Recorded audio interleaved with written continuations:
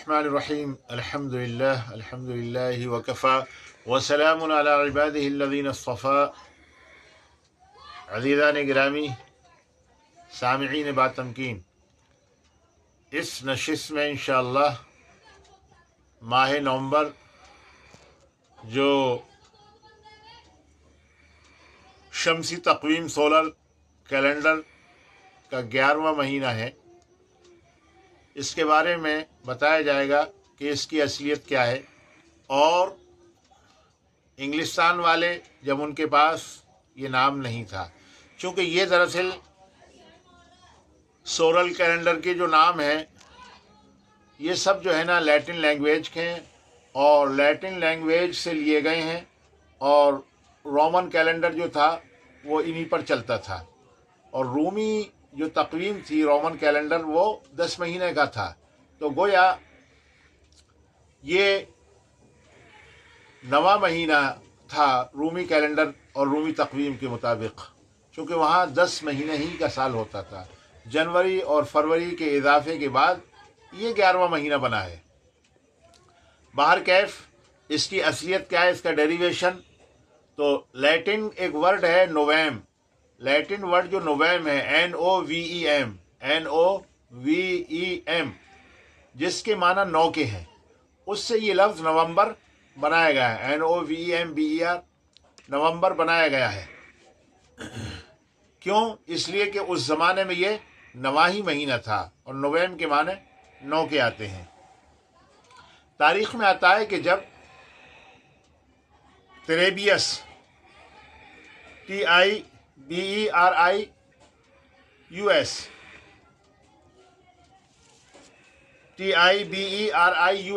तेरेबियस, ये भी एक जो है कैसर रोम का नाम है, और जूलियस सीज़र गुज़रा है।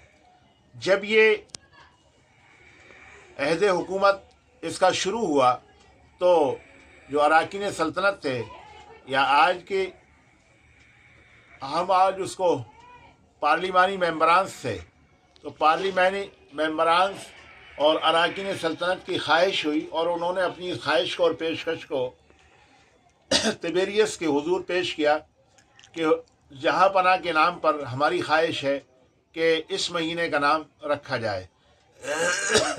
यानी नवंबर के बजाय तिबेरियस से अल्फाज बनाकर जो है ना इस महीने का नाम याद रखा जाए, ताकि ये बाद की आने वाली नस्ल के लिए और कौम के लिए या इंसानों के लिए यादगार रहे।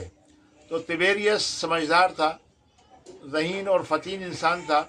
उसने कहा कि साल जो है हमारे यहाँ 10 महीने का है और दिसंबर पर बात ख़त्म हो जाएगी, यानी 10वां महीना ख़त्म हो जाएगा।